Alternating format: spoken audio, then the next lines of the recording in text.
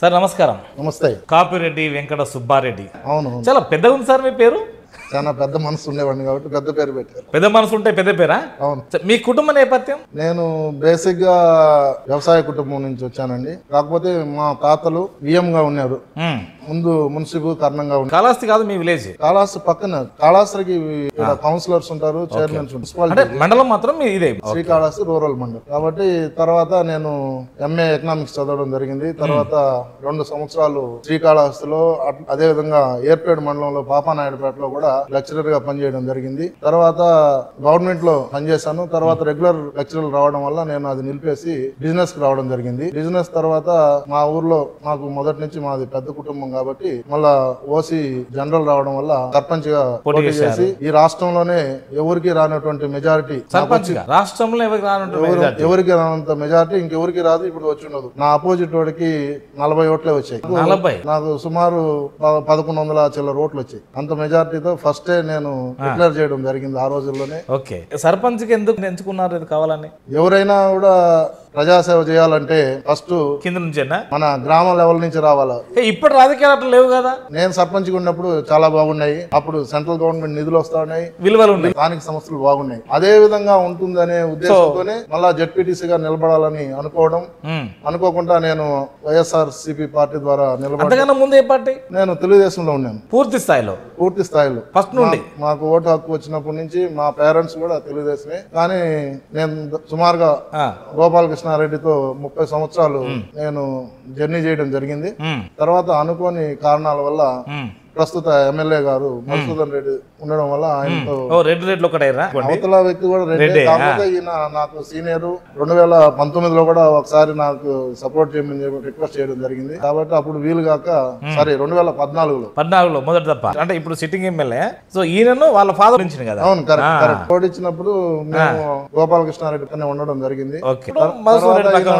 మధుసూదన్ రెడ్డి గారు నాకు కాలేజీలో కూడా యూనియన్ లో మేమంతా ఉన్నాము. కాబట్టి ఆయన మాకు 2 years సీనియర్. సరే ఒకసారి సమకాలికుడు అనే ఉద్దేశంతో ఒకసారి ఆయనకి ఇచ్చారు, సపోర్ట్ చేయడం జరిగింది. మంచి మెజార్టీతో కూడా గెలిపించడం జరిగింది. సంతోషం. కుటుంబ నేపథ్యంలో పిల్లలకి ఇట్లా నాకు 2 పాపలు. 2 పాపలేనా? అవును. సో అదృష్టవంతులే. అవును, ఖచ్చితంగా. అంతేనా? అవును. ఎప్పుడైనా అనిపిస్తుందా అబ్బాయి ఉంటే బాగుండనే అన్న? అట్లేం అనిపిస్తుంది. సెటిల్డ్ మరి? పెద్ద పాప యుఎస్ లో ఉంటుంది, ఎంఎస్ చేస్తుంది. ఓకే. ఇంకో పాప చిన్న పాప ఎంఏ ఎకనామిక్స్, డిస్కంటిన్యూడ్ పిహెచ్డి. అంతే కదా. సమాజంలో ఈ ఉడదొడకలు, ఆర్థిక అసమానతలు తగ్గాలంటే ఇంకెంత కాలం పడుతుంది అనుకోవచ్చు? ఆర్థిక అసమానతలు తగ్గాలంటే ముఖ్యంగా మనం ఈ రోజుల్లో ఆర్థిక అసమానతలు పూర్తిగా లెవెల్ చేయొచ్చు. ఎందుకంటే ప్రతి ఒక్కరు కష్టపడి పనిచేస్తే ఈ రోజు ఉన్నటువంటి గ్లోబలైజేషన్ వల్ల ప్రతి ఒక్కరికి 150 కోట్ల మంది జనాభా ఉన్నప్పటికీ కూడా మన భారతదేశం అదే ఎన్నుముక లాంటిది ఈ రోజు. కానీ ప్రతి 150 కోట్ల మంది జనాభా కూడా మన దగ్గర జాబ్స్ ఉన్నాయి. కానీ దాన్ని సరిగా ఉపయోగించుకునే విధానం వ్యవస్థలే. ఇప్పుడు మన ప్రస్తుత గవర్నమెంట్ ఉంది కదా, అందరికి ఫ్రీ ఫ్రీ ఫ్రీ ఈ ఫ్రీ చెప్పేసి అధికారం రావాలంటే ఫ్రీ కావాలి. ఏ పార్టీ అయినా అంతే కదా. అవును అవును, ఖచ్చితంగా. ఏ పార్టీ అయినా అట్లే ఉంది. రాజకీయ వ్యవస్థ సరిగా లేని దాని వల్లనే ఈ ఆర్థిక అసమానతలు కూడా ఉన్నాయి. కాబట్టి ఈ ఆర్థిక అసమానతలు పోవాలంటే ఈ ఫ్రీ తీసేసి వీళ్ళకి సాంకేతికంగా అభివృద్ధి చేసి మనకు ఎడ్యుకేషన్ బాగా రప్పిస్తే ఆటోమేటిక్ గా ప్రతి ఇండస్ట్రీ కూడా ఇండియాకు వచ్చేదానికి రెడీగా ఉన్నాయి. ఎందుకంటే మనది జనాభా ఎక్కువ ఉన్నటువంటి కంట్రీ. జనాభా ఎక్కువ ఉన్నది, ఇక్కడ సంపద కూడా ఎక్కువ ఉన్నది. కాకపోతే కొంతమంది దగ్గర ఉంది. ఇక్కడ ఈ రాజకీయ వ్యవస్థ సరిగా లేని దాని వల్లనే ఈ ఆర్థిక అసమానత అనేది మెయిన్ గా ఉండడం జరిగింది. ఇప్పటికి ఏమన్నా కొంత మెరుగు వైపు మనం ప్రయాణం చేస్తున్నామా లేదా? అసలు చేస్తున్నామంటే సరిగా చేయట్లేదు. ఇంకా బాగా మెరుగ్గా చేయాలి. ఎలా అయితే బాగుంటుంది అనుకోవచ్చు. లంచగొండితనం, అదే విధంగా ఈ దోపిడీ తనాన్ని మొత్తం అరికట్టగలిగితే మోడీ గారు చెప్పారు నల్లధనాన్ని వెనక్కి తీసుకొస్తాను. అట్లాంటి పాలసీ ఏదన్నా వచ్చి లేదా ఒకటి ఇన్కమ్ ఏంది అప్పుడు ముచ్చట వాళ్ళు కూడా చేయలేకపోయారు కదా. చేయలేదు, అదే కదా చేస్తారని అందరూ ఓట్లు వేస్తారు ఆయన. రాజకీయ వ్యవస్థ బాగుపడిందంటే ఆటోమేటిక్ గా ఆర్థిక వ్యవస్థ కూడా గాడిని పడుతుంది. ఇప్పుడు ఆల్రెడీ అందరూ కూడా బాగా చదువుకున్నారు. మొన్న మీరు 3 ఎమ్మెల్సీలు చూసినా కూడా చదువుకున్న వాళ్ళు ఇప్పుడు ఉన్నటువంటి ప్రభుత్వం మీద వ్యతిరేకంగా ఓటేసి 3 కూడా టీడీపీకే దక్కేటట్టుగా చేసినారు. కాబట్టి మీరు కొంతకాలం మరి వైసీపీలో కూడా పనిచేసారు సార్. అప్పుడు ఎలక్షన్ అప్పుడు కూడా నేను ఎమ్మెల్సీ కూడా వైసీపీకే చేశాను. మరి కానీ ఎడ్యుకేటర్స్ అంతా ఒక పక్కకు రావడం వైఎస్ఆర్ పార్టీ సరిగా లేదు అనే ఒక సిగ్నల్ పంపించారు. కాబట్టి వీళ్ళు అనుకుంటా ఉండొచ్చు వైఎస్ఆర్ పార్టీ వాళ్ళు మనకు పేదోళ్ళు ఫ్రీగా డబ్బు ఇచ్చే వాళ్ళు అంతా ఓటేస్తారని. వాళ్ళలో కూడా ఎడ్యుకేటర్స్ ఉన్నారు. ఒక ఫ్యామిలీ ఉన్నారనుకోండి 10 మంది, వాళ్ళలో ఒక్కటి ఎడ్యుకేషన్ ఉంటే 10 మందిని మారుస్తాడు. లేదా ఒక కాలనీలో ఒక 4 ఎడ్యుకేషన్స్ ఉన్నారనుకోండి, ఆటోమేటిక్ గా ఆ కాలనీ మొత్తం మారిపోతుంది. కాబట్టి ఈ రోజు ఈ ఎడ్యుకేషన్ బాగా చదువుకున్న వాళ్ళని ఎక్కువ ఇమిటేషన్ చేయడం, వాళ్ళు ఏ విధంగా చెప్తే ఆ విధంగానే మిగతా ప్రజలు కూడా నడుచుకుంటారనేసి ఆశిస్తున్నాను నేను. విద్య, వైద్యం, రాజకీయం ఇవి పేదోళ్లకు ఎప్పుడు ఈ అంతరాలు లేకుండా అందే అవకాశాలు ఉన్నాయా లేవా? విద్య అనేది ప్రైమరీ, అది ప్రతి ఒక్కరికి ఉంది. ఈ రోజు ఈక్వాలిటీ అంటే ఒక ఎంపీపీ పిల్లలు, ఒక ఎమ్మెల్యే పిల్లలు, ఒక కలెక్టర్ పిల్లలు, ఒక సామాన్యుని పిల్లలు ఒకే దగ్గర ఒకే వ్యవస్థ కిందకి ఎంతకాలంలో రావచ్చు? ఒకే వ్యవస్థ కిందకి రావాల్సిన అవసరం లేదని నేను అంటాను. ఎందుకంటే చెప్తాను, దానికి కూడా నా దగ్గర ఆన్సర్ ఉంది. ఇప్పుడు బాగా ఉన్న వాళ్ళు చదువుకుంటున్నారు బాగా. గవర్నమెంట్ అనుకోండి, మీరు చెప్పిన క్వశ్చన్ కి అందరూ ఒకే గోడ కింద రావాలంటే ఈ ప్రైవేట్ స్కూల్స్ మొత్తం మూసేయాలి. అప్పుడు అంతా బర్డన్ వచ్చి గవర్నమెంట్ నెత్తిన పడుతుంది. గవర్నమెంట్ నెత్తిన పడితే అసలు పూర్తిగా ఉన్న పేదోళ్ళ కన్నా ఎడ్యుకేషన్ ఇస్తా ఉంది. పేదోళ్ళు చదువుకున్న 30% గవర్నమెంట్ స్కూల్లో చదువుతున్నారు, మిగతా 70% ప్రైవేట్ మీద ఆధారపడుతున్నారు. మొత్తం 100% వచ్చినారంటే గవర్నమెంట్ కూడా బర్డన్ అవుతుంది. ఎందుకు బర్డన్ ఏముంది? ఎడ్యుకేషన్ ఇన్కమ్ ఏడుందండి. ఇప్పుడు ఆర్థిక సంపాదన దోచుకోవడము, సంపాదించుకోవాలనే ఆతృత కూడా పోతుంది కదా సార్. ఆర్థిక వ్యవస్థ బాగలేదు కదండి, అందరికీ బటన్ నొక్కుతా అంటే డబ్బులు లేక ఇబ్బంది పడతా ఉంటే ఎడ్యుకేషన్ మీద ఎంత పెట్టాలన్నా కూడా గవర్నమెంట్ కూడా బర్డనే కదా. ఉన్నోడు ఎట్లా చదువుకుంటాడు, లేనోడికి శుభ్రంగా చదువు. అంటే ఇప్పుడు గవర్నమెంట్ స్కూల్ వాళ్ళంతా 3rd క్లాస్ 4th క్లాస్ వరకే ఎంప్లాయ్మెంట్ ఉండాలి, ఇక ఇది ప్రైవేట్ వాళ్ళంతా మాత్రం 2nd క్లాస్ 1st క్లాస్ పోవాలి. అది కాదు, మీరు ఆలోచన తప్పు. నేను చెప్పేది ఏంటంటే గవర్నమెంట్ స్కూల్లో చెప్పే టీచరు చాలా క్వాలిఫైడ్ టీచర్. ఓకే, ఈ రోజు మరి వాళ్ళ పిల్లలు చదువుతారు సార్, వాళ్ళ పిల్లలు కూడా ప్రైవేట్ నే చదువుతున్నారు. మరి గవర్నమెంట్ రావద్దా? రావాలా? ఈ వ్యవస్థ మీద నమ్మకం ఎవరికి లేదు? ముందు టీచర్కే లేదు కదా, ముందు అయితే టీచర్ ఉంది, వాళ్ళకు ఉంది. కానీ వాళ్ళ ఇంటికాడ మళ్ళా ట్యూషన్ చెప్పించుకుంటారు కదా, టీచర్ ఇంట్లోనే చెప్పించుకుంటాడు. తర్వాత నుండి కే గొడుగు కిందకి రావన్నా రావద్దా? నాకు తెలిసినంత వరకు నేను ఎకనామిక్స్ స్టూడెంట్ గా, లెక్చరర్ గా ఈ రోజు ఉండే భారతదేశ పరిస్థితి, ఈ ఆర్థిక సరళీకృతరం దీంట్లో ఒక దగ్గరకు రావాల్సిన అవసరం లేదు. ఎందుకంటే 70% ఉన్నోళ్ళు ఉన్నారు, లేకపోయినా కూడా ఏదో ఒక సోర్స్ పెట్టుకొని చదివించుకుంటున్నారు. మనకు ఉండే పేదలు ఉండేవాళ్ళు 30%. ఆ 30% గవర్నమెంట్ మంచి ఎడ్యుకేషన్ ఇచ్చేదానికి మంచి అవకాశం. వాళ్ళని కానీ మూసేస్తే అందరూ ఒకటైపోతారు. అందరూ ఒకటి అవుతారు, కానీ మీరు చెప్పింది కరెక్టే, కానీ అందరూ కూడా లో అయిపోతారు. మీకు మంది ఎక్కువ అయితే మజ్జిగ పలచన అవుతుంది, తెలుసు కదా, అదే సామెత అవుతుంది ఇక్కడ. కాబట్టి ఈ రోజు ప్రైవేట్ వ్యవస్థ ఉండడంలో తప్పేం లేదు. ప్రపంచం మొత్తం ప్రైవేటీకరణ రూపం దీని కింద పోతా ఉంది. బీజేపీ ఆయన కూడా ఇంకో 4 చేసే అవకాశాలు ఉన్నాయి, దాని వల్ల ఏం ప్రాబ్లం లేదు. కాకపోతే ఈ 30% కి ఇక్కడ ఉండే రాజకీయ వ్యవస్థ బాగా మెరుగుపడి వాళ్ళు అన్యాయంగా పరిపాలించుకుంటా ఈ 30% కైనా శుభ్రంగా చదువు చెప్తే దానంత సంతోషం ఇంకొకటి లేదు. ఇక్కడ విద్యా వ్యవస్థకు ఫౌండేషన్ పడిందా లేదా? ఇంగ్లీష్ మీడియం కావాలి, ఈక్వాలిటీ కావాలి అనే విద్యా వ్యవస్థకు ఫౌండేషన్ పడింది అనుకోవచ్చా? ఖచ్చితంగా నేను దానికి సపోర్ట్ చేస్తాను. ఎడ్యుకేషన్ ఈ రోజు ముందు ప్రభుత్వాల కన్నా వైద్యము డే బై డే పెరుగుతా ఉంది. అబ్నార్మల్ గా అయితే గ్రోత్ లేదు వైద్యంలో. ఒక విద్య మాత్రం ఇంగ్లీష్ మీడియం అని ఏదో కాదు సార్, మీరు కూడా ఆ పార్టీలో ఉన్నారు కొంతకాలం. అప్రిషియేట్ ఎడ్యుకేషన్ వైజ్ కొంత గవర్నమెంట్ ఈ రోజు బానే ఉంది, కాకపోతే మిగతా వాటిలో పెద్ద సున్నా అయిపోయింది. అది ప్రాబ్లం. ప్రస్తుత రాజకీయాలకు వస్తే ఇక్కడ ఉన్నటువంటి మధుసూదన్ రెడ్డి గారికి పూర్తి స్థాయిలో మద్దతు ఇచ్చారు లాస్ట్ టర్మ్, అంతేనా? అవును, 100%. మరి ఈసారి ఎందుకు ఇవ్వలేకపోతున్నారు? గల కారణం ఏందనుకోవచ్చు? అసలు నేను కమిట్ అయిందే ఒకసారి మదన్నకి ఒక ఎమ్మెల్యేగా చూడాలని అనుకున్నాను. ఆ రోజు నాకు గోపాలకృష్ణారెడ్డితో అనుబంధం ఉండింది బాగా. వాళ్ళ వారసులు వచ్చారు. సుధీర్ బాబుకి నాకు అంత టచ్ లేదు. ఏ నియోజకవర్గమైనా కానీ వారసత్వం వస్తున్నాయి ఏమన్నా అంటే వాళ్ళు ఏమైనా రిజిస్ట్రేషన్ చేసుకుంటున్నారా? వెంకట సుబ్బారెడ్డి ఎందుకు పోటీ చేయకూడదా? వెంకట సుబ్బారెడ్డి పోటీ చేయాలంటే ఆర్థిక వ్యవస్థ ఉండాలా, గాడ్ ఫాదర్స్ ఉండాలా. పొలిటికల్ లో మీకు తెలియదే ఉంది. అవును, అంటే మీరు ఎప్పటికీ ఈ స్థానిక సంస్థలనే కాంప్రమైజ్ అవ్వకుంటుంటారా? ఏదో ఒక రోజు మంచి రోజు వస్తే మేము కూడా ఇంకెంతకాలం ఏమున్నది. మధుసూదన్ రెడ్డి కూడా మొన్న ఎమ్మెల్యే అవుతారని ఎవరు అనుకోలే, అయినాడు కదా, అదృష్టం వచ్చింది, అయినాడు. మధుసూదన్ రెడ్డి గారికి వెంకట సుబ్బారెడ్డి గారికి ఎక్కడ చెదిరిపోయింది అంటే మీరేం చెప్పగలుగుతారు? ఏం చెదిరిపోలేదండి. మరి ఎందుకు పార్టీ మారవలసిన అవసరం ఏం వచ్చింది? పార్టీ మారడం అంటే నేను ముందే చెప్పాను, మొదటి నుంచి టీడీపీలో ఉన్నాను. ఒకసారి ఆయనకి సపోర్ట్ చేయాలని అనుకున్నాను మనసులో. ఆ రోజు ఎవరు నా ఫ్రెండ్స్ గానీ నా బంధువులు గానీ అందరూ కూడా ఆ రోజు తెలుగుదేశం ఉన్నా కూడా నేను ఎవరు చెప్పినా ఒక మాట వినను. అది అందరికీ తెలుసు, మా బంధువులకు తెలుసు, ఫ్రెండ్స్ కి తెలుసు, ఆఖరికి మధుసూదన్ రెడ్డి కూడా తెలుసు ఆ విషయం. కాబట్టి ఆ రోజు ఆయనకి చేయాలనుకున్నాను, మనస్ఫూర్తిగా చేసినాను. ఆ ఎపిసోడ్ అయిపోయిందా? ఈ పార్టీకి వచ్చినంటే అయిపోయినట్టే కదా. స్థానిక సంస్థలకు ఒకప్పటి విలువ ఇప్పుడు లేదు, దిగజారుతుంది. ఈ 5 అంచెల వ్యవస్థ ఉండాలా వద్దా? 100% ఉండాలి. కానీ ఎందుకంటే నాకు తెలుసు ఆ బాధ. ఒక సర్పంచ్ గా నిజంగా చేయాలంటే ఒక విలేజ్ కి ఒక సర్పంచ్ చేసినంత సర్వీసు ఈ ఎమ్మెల్యే కాదు, చీఫ్ మినిస్టర్ కాదు, ఎవడు చేయలేడు. ఎందుకంటే ప్రజలు నిలదీస్తారు. ఎందుకంటే పక్క ఇంట్లో ఉంటాడు, పక్క వీధిలో ఉంటాడు, రెగ్యులర్ ఫ్లో ఉంటది. ఒక సర్పంచ్ కి ఉన్నంత నరకం ఒక సామెత ఉంది. ఎవడైనా మనకు కానివాడిని ఏం చేయాలంటే సర్పంచ్ చేసేస్తే వాడి మీద మనం పగ తీర్చుకోవచ్చు అంట. అంత కష్టమైన పదవి సర్పంచ్ పదవి. ఎందుకంటే వాడు అంత సేవ. ఫస్ట్ వాడిని అడిగేది, మా ఇంట్లో లైట్ లేదు, మాకు రోడ్ లేదు, మా ఇంటికాడ అడిగి క్వశ్చన్ చేసేది అక్కడే. ఇప్పుడు పెద్ద పెద్ద లీడర్లు అంతా కూడా సర్పంచ్ గా ట్రైన్ అయ్యే వచ్చారు గతంలో. ఏంటంటే మీరు చెప్పారు కదా, వారసత్వం వల్ల డైరెక్ట్ గా వచ్చేస్తున్నారు. సో అదే సర్పంచ్ గా ఒక జడ్పీటీసీ గా సంతృప్తిగా ఉన్నారా లేరా? సంతృప్తిగా జడ్పీటీసీ గా ఉన్నారా, సర్పంచ్ గా ఉన్నారా? నేను 100% సర్పంచ్ గా ఉన్నాను. జడ్పీటీసీ గా 100% గా లేదు. విలువలు లేవా? అవకాశాలు లేవా? విలువలు లేవు. అవకాశాలు పనిచేయడానికి బడ్జెట్ లేదు. బడ్జెట్ ఏమో అలాట్ చేస్తారు, చేసిన పనికి బిల్లు. సర్వసభ సమావేశాలలో మీరు నిలదీస్తలేరా? నిలదీయడానికి ప్రతిపక్షమే లేదు. ప్రతిపక్షాన్ని పూర్తిగా చంపేస్తున్నారు వైఎస్ఆర్ పార్టీ వాళ్ళు. ఎందుకంటే ఎవరు టీడీపీ వాళ్ళు కూడా అంతకన్నా ముందు ప్రతిపక్షాన్ని వాళ్ళు కూడా చంపేశారు కదా. ఇంత ఘోరంగా ఎప్పుడు చంపలేదు. వాళ్ళు చంపుండొచ్చేమో నాకు తెలియదు కానీ ఇందులో గెలిచిన వాళ్ళు అందులో వాళ్ళు. ఇప్పుడు మాకు 60 మంది జెడ్పీటీసీలు ఉంటే 60 మంది వైసీపీ వాళ్ళు ఉన్నారు. అంతకు ముందు ఉన్నారు కదా, అడుగుతున్నారు. ఆ రోజు జెడ్పీటీసీలుగా పోట్లాడిన వాళ్ళు ఈ రోజు ఎమ్మెల్యేగా ఉన్నారు. ఎగ్జాంపుల్ చెవిరెడ్డి భాస్కర్ రెడ్డి గారే, ఆయన జెడ్పీటీసీ. అంతమంది మన రేవంత్ రెడ్డి గారు తెలంగాణ చీఫ్ మినిస్టర్ కూడా ఆయన జెడ్పీటీసీ, ఈ రోజు చీఫ్ మినిస్టర్ అయిపోయినాడు. కాబట్టి ఆ రోజు ప్రతిపక్షంలో కూర్చొని ఫైట్ చేస్తేనే మనకు వాట్ ఈస్ ఏం బ్రాంచ్లు ఉన్నాయి, ఎన్ని డిపార్ట్మెంట్స్ ఉన్నాయి, వాటికి ఫండ్స్ ఎక్కడ ఉన్నాయి, ఇవన్నీ చేయాలంటే ఒక సర్పంచ్ గాను, ఒక జెడ్పీటీసీ గాను, ఒక కౌన్సిలర్ గా ఉంటేనే వాడికి అన్ని తెలుస్తాయి. వెంకట సుబ్బారెడ్డి గారు ఈసారి టీడీపీకి సపోర్ట్ చేస్తున్నాడు, అందుకే పార్టీ మారింది అంతే. 100%. సో ఏంటి మీకు ఒక ఏకైక లక్ష్యం ఇప్పుడు?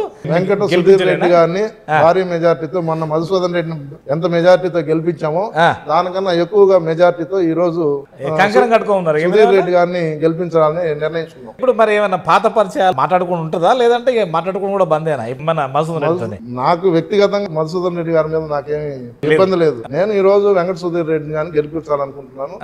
మీరు పోవాలి, మీతో పాటు ఇంకో ఇద్దరు కూడా వచ్చారు కదా, అంటే వాళ్ళ ఇష్టం వచ్చారా? అందులో కూడా మీ పాత్ర ఉందా? అందులో నా పాత్ర లేదు. ఏం లేదా? ఏం లేదు. వాళ్ళు వస్తారనే విషయం నాకు ఆడికి వచ్చే వరకు కూడా తెలియదు. నేనన్నా పిహెచ్డి డిస్కంటిన్యూడ్. ఇంకొక ఏర్పేట జెడ్పీటీసీ తిరుమల ఉన్నారు, ఆల్రెడీ పిహెచ్డి కూడా కంప్లీట్ చేసేసారు, డాక్టరేట్ ఆయన నాకన్నా బాగా మాట్లాడతాడు, బాగా తెలివి ఉన్న వ్యక్తి. ఎస్సీ సామాజిక వర్గం అయినా కూడా చాలా మంచి ఎడ్యుకేటర్, బాగా మంచి స్పీకర్ ఆల్సో. ఓకే, ఇక్కడ టీడీపీకి వైసీపీకి ఇప్పుడున్న ఎలక్షన్ మాత్రం సాహసోపేతం అంటున్నారు. సో ఏవి వచ్చే అవకాశాలు ఉన్నాయంటారు? అట్లేం అనిపించట్లేదండి సాహసోపేతం. అంతేనా? తెలుగుదేశం పార్టీ రాష్ట్రంలో నల్లేరు మీద నడకతో గెలిచిపోతా ఉంది, దానికేం నో డౌట్. గతంలో పోల్చుకుంటే మొన్న 23కే పరిమితమైంది టీడీపీ. 2014 కన్నా పోల్చుకుంటే ఇక్కడ గల కారణాలు ఏందనుకోవచ్చు? ఆ 23కే పరిమితం కావడం ఏందనుకోవచ్చు? అంటే ప్రజల వ్యతిరేకత లేదనుకోవచ్చా? ఆ రోజు రాజశేఖర రెడ్డి కొడుకుగా జగన్మోహన్ రెడ్డికి ఏదో ఒకసారి ఈయనకి ఛాన్స్ ఇవ్వాలి, చూడాలి అనే ఉద్దేశంతో ప్రతి ఒక్కరు, అందులో నేను ఒక కారణం, మదన్న ఒకటైతే నేను కూడా జగన్మోహన్ రెడ్డికి ఒకసారి అవకాశం ఇద్దాము, చంద్రబాబు నాయుడు ఏమో చెప్తున్నాడు ఏందో ఊరికి, ఈయన ఇంకా యూత్ కదా ఇంకా బాగా చేస్తాడు అనేసి అనుకోవడం జరిగింది. చదువుకున్న వాడినే ఇట్లా అనుకున్నప్పుడు సామాన్యమైన వాళ్ళు అనుకోవడంలో తప్పు లేదు. కాబట్టి అనుకున్నాము, వేసినాము. ఆయనకు మంచి అవకాశం ఇచ్చారు ఈ రాష్ట్రం. ఇది ముందు చిన్న రాష్ట్రం ఇది. నేను ఒకటే అడుగుతున్నా జగన్మోహన్ రెడ్డి గారిని, ఆయనకి మంచి మెజార్టీ ఇచ్చారు, 151 మంది ఎమ్మెల్యేలు ఇచ్చారు, మంచి పరిపాలన చేస్తాడని నేను భావించాను, బాగా ఎక్స్పెక్ట్ చేశాను. కానీ ఆయన పరిపాలనలో వచ్చింది అన్నిట్లో అన్ని ఫెయిల్యూరే. 151 మంది ఎమ్మెల్యేలు పార్టీ మారినా మారకపోయినా మాట ఒకటే, నేను ఏ పార్టీలో ఉన్నా నిక్కచ్చిగా మాట్లాడతా. ఓకే, దాంట్లో ఏం అనుమానం లేదు. జగన్మోహన్ రెడ్డి యూత్ మంచిగా పరిపాలిస్తాడు, రాజశేఖర రెడ్డి కొడుగ్గా అనేది ఖచ్చితంగా ఉన్నది, అందరూ సపోర్ట్ చేశారు. ఇప్పుడు చంద్రబాబు గారు ఎన్ని హామీలు ఇచ్చిండు, ఏం నిర్వహించలేకపోయారు, ఏమీ చేయలేకపోయారు. వైసీపీ నుండి జగన్ గారు ఏమి మేనిఫెస్టో ఇంప్లిమెంట్ చేయలేకపోయారు, మీరు చెప్పండి. సంపూర్ణ మద్య నిషేధం అన్నారు, చేశారా? గవర్నమెంట్ అమ్ముతుంది కదా, గవర్నమెంట్ అమ్మితే సంపూర్ణ మద్య నిషేధం అంటారా? పూర్తిగా మద్యం లేకుండా ఉంటే సంపూర్ణ మద్య నిషేధం అంటారా? నాకు తెలిసినంత అంతే, వాస్తవమే కానీ సంపూర్ణ అంటే అంతే. బెల్ట్ షాపులు తీసేయవచ్చు అంతే కదా. బెల్ట్ షాపులు ఎప్పుడు లేవు. ఇప్పుడు నేను 4 పెట్టి అమ్ముకుంటే అది బెల్ట్ షాప్ అవుతుంది. నేను పోలీసు వాళ్ళ వ్యవస్థను లేదా ఎస్ఐ వాళ్ళు మేనేజ్ చేసి అది గవర్నమెంట్ ఎక్కడ బెల్ట్ షాపులు గతంలో కూడా అమ్మించలే, ఇప్పుడు అమ్ముతున్నారు. ఎక్సైజ్ శాఖ వల్ల అమ్ముతున్నారు అంతే. 4 పెట్టుకొని వాళ్ళు ఏదో అదొక బతుకు. రేటు కూడా బాగా పెంచారు, తప్పే ఉంది, రేట్లు పెంచినారు. సామాన్యులకు అంత కూడా ఉండాలి. అవును, క్వాలిటీ ఆఫ్ లిక్కర్ లేదంటున్నారు. మరి ఇంకొకటి, నా ఇంటికి మీరు వచ్చారు, ఇప్పుడు నేను అడ్రస్ చెప్తే మీరు నా అడ్రస్ పట్టుకొని వచ్చారు. ఇంత పెద్ద రాష్ట్రం ఉంది, దీనికి రాజధాని అంటే ఏదనే చెప్పాలి కదా. సో ఇద్దరు కూడా చేశారంటే మీరేమంటారు? టీడీపీ కానీ ఇటు వైసీపీ కానీ రాజధాని లేని రాష్ట్రంగా చేశారు అంటే మీరేమంటారు? మాకు రాజధాని అమరావతి ఉండింది కదా, సంపన్నులకేనా? నో అంతే కదా. సరే, ఏదో ఒక రాజధానికి మన ఈ ప్రపంచంలో ఎక్కడైనా 3 రాజధానులు ఉండే రాష్ట్రం ఏదన్నా ఉందా? అమెరికా కూడా 50 రాష్ట్రాలు ఉన్నాయి. అవును, డెవలప్డ్ కంట్రీ. ఏడైనా 2 కానీ 3 కానీ ఉన్నాయి చెప్తారా? 3 అయితే ఇక్కడ లేవు. ఒక మన ఇండియాలో మాత్రం ఒక జమ్మూ అండ్ కాశ్మీర్ లో సీజనల్ ఇష్యూ వల్ల ఒక్క దానికి తప్ప ఇంకెక్కడైనా 2 రాజధానులు ఉన్నాయా? సరే, 3 రాజధానులు మీరు వ్యతిరేకిస్తున్నారా, అనుకూలిస్తున్నారా? నేను కాదండి, రాష్ట్ర ప్రజలు మొత్తం 3 రాజధానులు వ్యతిరేకిస్తారు. ఆయన రేపు ఏమన్నా క్వశ్చన్, ఆంధ్రప్రదేశ్ ప్రస్తుత రాజధాని ఏదంటే ఏం రాయాలి ఎగ్జామ్ లో? అదే నేను మాట్లాడుతున్నది. జగన్మోహన్ రెడ్డి గారికి ఇష్టమైతే పులివెందులైనా పెట్టుకోమనండి, ఇబ్బంది లేదు. అయ్యో, లేదంటే వైజాగ్ లో ఒకటి ఏంది, మళ్ళీ కర్నూలులో ఏంది, మళ్ళీ అమరావతి ఏంది, ప్రాంత విభేదాలు రావద్దు అనే అంశం కూడా పనిలో తీసుకోవచ్చు కదా. అట్లయితే ఒక్కొక్క జిల్లాకి ఇప్పుడు చేశాడు 25 జిల్లాలు, 25 జిల్లాలకు 25 రాజధానులు పెట్టేస్తే ఎవడు యాడికి పోయే పని లేదు కదా, వారానికి ఒక చోట కూర్చుని వేస్తే సరిపోద్ది కదా. అంతేనా? అట్లా చేయమని ఈసారి గెలిస్తే ఆయన అదే చేస్తాడేమో. వ్యతిరేకత ఏముందనుకోవచ్చు? ఇంకా ఏమన్నా యూత్లలో ఎంప్లాయ్మెంట్ లో ఉందనుకోవచ్చా? నవరత్నాలు మొత్తం అయితే సక్సెస్ కదా, నవరత్నాలు అనేటివి ఉన్నాయి కదా. నవరత్నాలు ఈ రోజు మీరు ఎస్సీ కాలనీలోకి వెళ్దాం రండి, ఎంతమంది పెన్షన్ లేని వాళ్ళు, అదే విధంగా హౌసింగ్ వాలంటీర్ వ్యవస్థ ఉందేమో కదా. వాలంటరీ వ్యవస్థ ఉందండి. వాడేం చేస్తాడు? వాడి జీతంలో వాడికి ఇచ్చేది 5,000 వాడు ఇస్తాడా? వాళ్ళకి ఇస్తారు, వాళ్ళే కదా సెలెక్ట్ చేసేది. గ్రామ సచివాలయం సిబ్బంది కదా అంత మొత్తం చూసుకోవాల్సింది. ఫండ్స్ రావాలి కదా, ఫండ్స్ ఇస్తేనే చూసుకుంటారు. మరి బటన్ నొక్కితే మొత్తం పోతాయి అంటారు కదా. బటన్ నొక్కేదానికి అక్కడ ఉండాలి కదా పేర్లు లిస్ట్ లో. ఒక నేమ్ ఉన్నా కూడా బటన్ నొక్కితే పోతుంది. మిగతా 99 మంది గమగా ఉన్నారు కదా. ఇంకా అందరికి అందట్లేదు, అందరికి 100% అందట్లేదు. Next housing failure. హౌసింగ్ ఆ సైజ్ ఆఫ్ హౌస్ చూసినారంటే నిజంగా చాలా దారుణమైన సైజు. కనీసం ఇప్పుడు నేను ఒకటే చెప్తున్నాను జగన్మోహన్ రెడ్డి గారికి, ఆయన 1,00,000 ఇల్లు కట్టాలనుకోండి, ఒక 50 ఇళ్ళు అయినా శుద్ధంగా ఇచ్చేస్తుంటే ఆయనకి రాజశేఖర రెడ్డి గారి కన్నా మంచి పేరు వచ్చిండు. ఈ రోజు ఫిగర్ మాత్రం పెద్ద ఫిగర్ గా ఉండాలని చూసుకుంటున్నాడు కానీ పేదలు మంచిగా సౌకర్యంగా బతకాలనే ఆలోచనే లేదు. ఇంకేం చేయాలన్న ఉద్దేశం టీడీపీకి వస్తాయేమో 175, నాకు తెలిసి వైఎస్ఆర్సీపీకి 175 రావు. 100% సిద్ధం. చీఫ్ మినిస్టర్ గా ఉంటే నేను ఇంకా చాలా పెడతాను. ఇప్పుడు ఆయన గోరు అడ్డం ఉంది, 151 మంది ఉన్నారు. సిద్ధం అనొచ్చు, గొడవలు కొట్టొచ్చు, చొక్కాయి లేకపోచ్చు. ఇక్కడ టీడీపీకి జనసేనకు పొత్తు ఎలా ఉండబోతుంది అనుకోవచ్చు? అప్పుడప్పుడు ఏమన్నా ఇంకా పూర్తిగా వెరీ క్లియర్ గా ఉన్నారు. ఎందుకంటే పవన్ కళ్యాణ్ గారు సంపూర్ణంగా చంద్రబాబు నాయుడు గారికి మద్దతు ఇస్తున్నారు. ఎందుకంటే ఆయన చాలా సున్నితమైన మనస్తత్వం కలిగినోడు. ఈ రోజు ఏంటంటే ఈ అరాచక పాలనని ఎట్టయినా అంతం చేయాలా అనేసి ఆయన కాంప్రమైజ్ అయ్యి ఆయన అడుగుంటే ఇంకొక మళ్ళీ మేనిఫెస్టో ఏముండబోతుంది అనుకోవచ్చు. ఇప్పుడు 6 గ్యారెంటీ అంటున్నారు. ఇప్పటికేమో వైఎస్ జగన్మోహన్ రెడ్డి గారు అప్పులు తీసుకొచ్చి నేరుగా వాళ్ళకు ప్రజలకు పంచుతున్నా అంటున్నారు. మరి మీ 6 గ్యారెంటీలు ఒకవేళ మీరు నెరవేర్చాలన్నా కానీ మళ్ళీ మీరు కూడా అప్పు చేయవలసిందే కదా. ఖచ్చితంగా అప్పు చేయాలి. ఆల్రెడీ అప్పుల రాష్ట్రము, దాన్ని ఇంకా 3 లక్షలు 4 లక్షల కోట్లకి వెళ్ళిపోయింది అంటున్నారు. ఖచ్చితంగా అప్పు చేయాల్సిందే. లేదంటే ఈ మద్యం డబ్బులంతా ఏడాది దోచిపెట్టుకుంటే ఆ డబ్బులంతా లాక్కొచ్చి ప్రజలకి ఇవ్వాలా. ఈ అన్ని స్కామ్లే అంతే కదా. లిక్కర్ అనుకోండి, ఎంత స్కామ్ అంటారు. దానికి చిన్న ఎగ్జాంపుల్ చెప్తాను. స్కామ్ లేకుండా ఇప్పుడు ప్రపంచం అంతా డిజిటల్ మనీ మీద పోతుంది. ఈ లిక్కర్ షాప్ లో ఫోన్ పే గానీ లేదంటే స్వైపింగ్ మిషన్ గానీ ఎందుకు పెట్టలేదండి? లేదా? లేదు. ఆహా. ఓన్లీ క్యాష్ ఉంటేనే లిక్కర్ అంట. అచ్చా. దాంట్లో బ్రాండ్లు ఉండవు. వాళ్ళకి తోచిన బ్రాండ్లు, వాళ్ళకి నచ్చిన డిస్టిలరీస్ లేని వాళ్ళకి వాళ్ళ లిక్కర్ అమ్మాల. డిస్టిలరీస్ ఎన్నో రోజుల నుంచి వాళ్ళు పెట్టుకొని అడ్వర్టైజ్మెంట్లు వేసుకొని ఎంతో చేస్తుంటే వాళ్ళ బ్రాండ్లు లేవు, డిజిటల్ మనీ లేదు. నారా లోకేష్ గారు యువగలం పాదయాత్ర ఎలా ఉండబోతుంది అనుకోవచ్చు? ఎలా ఉంటది, ఎలా ఉంది? నాకు తెలిసి నిదానంగా మొదలైంది, ఈ రోజు సక్సెస్ఫుల్ దీంట్లో ముందుకు పోతుంది అనుకోవచ్చా? ఖచ్చితంగా. జగన్మోహన్ రెడ్డిది పాదయాత్ర సక్సెస్ అయింది. అంత రేంజ్ లో మన నారా లోకేష్ కాలేదు. ఎందుకంటే ఆ రోజు చంద్రబాబు నాయుడు జగన్మోహన్ రెడ్డిని ఏ మాత్రం చిన్న ఇబ్బంది పెట్టకుండా ఆయన పని ఆయన చేసుకొని లోపలేసిరు కాదు సార్, ఇబ్బంది పెట్టే ఉండదు. సెంట్రల్ గవర్నమెంట్ అండి అది, రాజశేఖర రెడ్డి వాళ్ళ సోనియా గాంధీ, అది సంబంధం లేదు. ఈయన చీఫ్ మినిస్టర్ గా ఉన్నప్పుడు ఒక లా అండ్ ఆర్డర్ గానీ ఎక్కడ కూడా ఆయన ఉన్నా కూడా లా అండ్ ఆర్డర్ గానీ ఎవరి పని వాళ్ళు చేసుకునే దానికి ఇబ్బంది లేకుండా ఉన్నారు.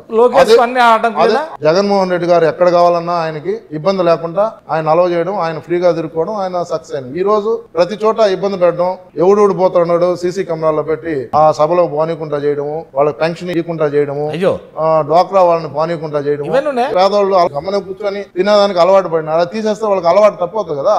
కాబట్టి అనవసరంగా పిలిచినారని పోయి ఎందుకు పోగొట్టుకోవాలనే ఉద్దేశంతో పేదవాడు ఎవడు.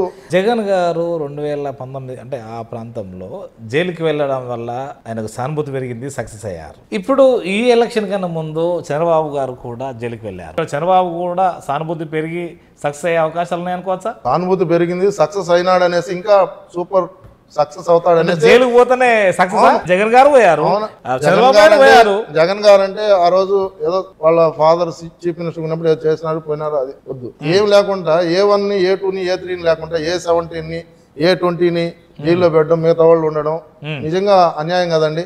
అన్యాయం అని వాళ్ళకి తెలిసినా కూడా ఏమవుతుందో శాంపుల్ చూశారు, మంచి ఆదరణ వచ్చేసింది. కాబట్టి మంచి పేరు వస్తుంది, మంచి పేరు వచ్చేసింది. ఇది ఇట్లా ఉంటే మనకు ఆ 23 తెలుగుదేశంకి వచ్చినట్టు కూడా రావు అని భయపడేసి ఈ రోజు మళ్ళీ జగన్మోహన్ రెడ్డి ఎంతనే దీన్ని ఆయన వదిలేయడం జరిగింది. తెలంగాణ ఎలక్షన్స్ తారుమారైనాయి అంత. సో ఇక్కడ కూడా అలానే అవుతుందని ఏమైనా మీరు భావిస్తున్నారా? 100% సార్. తెలంగాణ డౌట్ గా ఉండింది, అంతేనా? ఇక్కడ ఏమి అనుమానం లేదు. మీకు అక్కడ ఏ ఊరు ఎన్ని కావాలో నా దగ్గర డేటా ఉంది, చెప్తాను నేను. ఒక్కసారి కూడా ఇప్పటి వరకు నేరుగా పొత్తు లేకుండా టీడీపీ ఎలక్షన్కి ఎందుకు పోలేకపోయింది అనుకోవచ్చు? ఎప్పటికి పొత్తేనా? అది కాదండి, బంధువులు ఎక్కువ ఉండే పెళ్లికి ఎక్కువ మంది జనాభా వస్తారు, ఎవడు లేనివాడికి ఎవడు రాడు. అదే విధంగా జగన్మోహన్ రెడ్డి ఎవరన్నా కాపురం చేస్తారని కలిసి, కాబట్టి ఆయనతో ఎవరు చేరరు. ఈ రోజు ఎగ్జాంపుల్ వాళ్ళ చెల్లి వాళ్ళ అమ్మాయి వెళ్ళిపోయారు కదా. కాంగ్రెస్ షర్మిల గారు రావడం వల్ల ఎవరికి మేలు జరుగుతుంది? టీడీపీకి మేలు జరుగుతుందా, వైసీపీకి మేలు జరుగుతుందా? వైసీపీకి ఎట్లా మేలు జరుగుతుంది? ఏదైనా జరిగితే టీడీపీకే మేలు జరుగుతుంది. ఎందుకంటే ఒక రకంగా నెగటివ్ ఓట్లు టీడీపీకి వచ్చేటివి అవి ఆమె తీసుకెళ్తాంది, 2 పోయేది 1 పోతా ఉంది. ఇప్పుడు అంతే, ఆమె కొంచెం టీడీపీకే లాస్ చెప్పాలంటే. అయ్యో ఎందుకు? కానీ చంద్రబాబు ఇచ్చిన బాగానే అంటారు కదా సార్. అట్లంతా ఏం లేదు, చంద్రబాబే పెట్టండి ఆమె మొత్తం మీద. ఆమె కాంగ్రెస్ బ్లడ్, వాళ్ళ ఫాదర్ కాంగ్రెస్, వాళ్ళ జగన్మోహన్ రెడ్డి ఆమెను ఇబ్బంది పెట్టినారు. ఇప్పుడు జనసేన టీడీపీ రెండైతే బహిరంగంగా ఒకటి, కానీ ఇక్కడ దాదాపు 3-4 దఫాలుగా సెంట్రల్కి వెళ్ళారు, మోడీని కలిశారు. అంటే బీజేపీకి ఈ 3 పార్టీలకు పొత్తు ఉండే అవకాశాలు ఉండయా అసలు? నేనైతే 99% ఉంటాయని అనుకుంటున్నాను. అంతేనా? రేపు రాబో కాలంలో ఈ ఎలక్షన్ కి ఉంటాయనుకుంటున్నాను. సో ఇక్కడ జగన్మోహన్ రెడ్డి నేను ప్రజలకు ఇంత చేశాను, అందుకే వై నాట్ 175, అందుకే యుద్ధానికి సిద్ధం అంటున్నారు. మీరేమంటున్నారు? ఆయన పైన యుద్ధం చేయడానికి మేము కూడా సిద్ధంగా ఉన్నాం. ఈసారి ఏ జెండా ఎగరవద్దంటే ఏం చెప్పగలుగుతారు? 100కి 100 పాళ్ళు ఈ రాష్ట్రంలో ఈసారి టీడీపీ మంచి మెజార్టీతో, మొన్న జగన్మోహన్ రెడ్డి గారికి వచ్చిన దానికన్నా కూడా ఎక్కువ వస్తుంది. వైసీపీకి టీడీపీకి మధ్య ఇప్పుడు గ్యాప్ 10% ఉంది. వైసీపీల నుండి వాళ్ళకు సీటు ఇవ్వకపోతే రాజీనామా చేసి వచ్చినటువంటి వారికి ఇమ్మీడియట్లీ ఇక్కడ టీడీపీ తీసుకొని మళ్ళీ ఒక సీటు కన్ఫర్మ్ చేస్తున్నది. అంటే మీకు ఇప్పటి వరకు అక్కడ నాయకులు లేరా? ఒకవేళ ఇప్పుడు ఈ నాయకుడు వస్తే అక్కడ అంతకన్నా ముందు ఉన్నటువంటి నాయకులు కావచ్చు, వాళ్ళు సఫర్ గారా? వాళ్ళకు 2 పార్టీలు చేస్తున్నాయండి. ఎవడైనా ఆడని ఇమ్మడలేనోడు వచ్చినట్టయితే వర్తుంటే ఏ పార్టీ అయినా ఇస్తుంది. అది ఈ పార్టీ అని ఆ పార్టీ అని గెలిచేవాడికి ఇవ్వాలని 2 అనుకుంటున్నాను. ఒక్క స్టేట్మెంట్ ఇవ్వండి. టీడీపీ అంటే కమ్మ పార్టీ, వైసీపీ అంటే రెడ్ల పార్టీ, నిజమా కాదా? అట్లేం కాదు. జగన్మోహన్ రెడ్డి కన్నా కూడా రెడ్లకు ఎక్కువగా చంద్రబాబు నాయుడు గారే ఎక్కువ సీట్లు ఇస్తున్నాడు. మీరు గతంలో కూడా చూసుకుంటే రెడ్లకు ఎక్కువ మంది ఇచ్చినాడు. ఇది ఒక కులానికి సంబంధించినటువంటి పార్టీ కాదు. సో వెంకట సుధీర్ రెడ్డి గారికి పూర్తి సంపూర్ణ మద్దతు ఉంటుంది అనుకోవచ్చా? సుబ్బారెడ్డి గారు నేనే కాదు కాళహస్తి కాన్స్టిట్యూన్స్ లో ఉండే ఈ 4 మండలాలు మొత్తమా 4 మండలాలు ఒక మున్సిపాలిటీ మొత్తం కూడా మంచి మెజారిటీ ఇప్పటికి ఒక టర్న్ అయిపోయిందా ఇక్కడ డోర్ టు డోర్ తిరిగాము. రా కదిలిరా సభ ఎప్పుడుంది ఇక్కడ ఇక్కడ ఇంకా డేట్ అనౌన్స్ చేయలేదు. తద్వారా ఇంకేమన్నా ఎక్కువ మెరుగుపడవచ్చు అనుకోవచ్చా? పెరుగుతుంది సార్. ఇప్పటికే కాళహస్తిలో ఏ జెండా ఎగురుతుంది అంటే ఏం చెప్పగలుగుతారు? 100కి 1000 టీడీపీ బొజ్జల సుధీర్ రెడ్డి ఈసారి ఎమ్మెల్యే అవుతున్నాడు, నో డౌట్ దాంట్లో. సో సుబ్బారెడ్డి గారి భవిష్యత్తు ఎలా ఉండబోతుంది అనుకోవచ్చు రాజకీయంలో రేపు రాబో కాలంలో? నేనైతే గౌరవం కోసం రాజకీయంలో ఉన్నాను. నేను తెలుగుదేశంలో ₹1 సంపాదించలా, వైఎస్ఆర్ పార్టీలో ₹1 సంపాదించలా. దాంట్లో కొంచెం తక్కువ ఖర్చు పెట్టిన 30 ఏళ్ళు ఉన్నా, దీంట్లో 4.25 సంవత్సరం ఉన్నా ఎక్కువ ఖర్చు పెట్టాను. కానీ రేపు కూడా నేనేమి ఆర్థికంగా ఆశించి ఈ వైసీపీలో కానీ టీడీపీలో కానీ నేను ఎక్కడా లేను. సో మీ యొక్క ప్రజలకు ఏం చెప్పబోతున్నారు మీ ఎమ్మెల్యే అభ్యర్థి తరపున? ఖచ్చితంగా బొజ్జల సుధీర్ రెడ్డి గారు అత్యధిక మెజార్టీతో గెలుస్తున్నారు కాబట్టి అందరూ కూడా ఆయనకి ఇంకా మంచి మెజార్టీ ఇచ్చి గెలిపిస్తారనేసి నేను అనుకుంటున్నాను. అంత ధీమా వ్యక్తం చేస్తుండ్రా? ఖచ్చితంగా. మీరే చూశారు కదా, దాదాపు ఇంత కాలంలో ఒకసారేమో అటు మధుసూదన్ రెడ్డి గారికి అనుకున్నాను, ఆ తర్వాత సుధీర్ రెడ్డి గారికి తప్పకుండా సేవలు చేస్తుంది అంటున్నారు. చూద్దాం రానున్న కాలంలో, కాలమే నిర్ణయిస్తుంది అది. నమస్కారం సార్.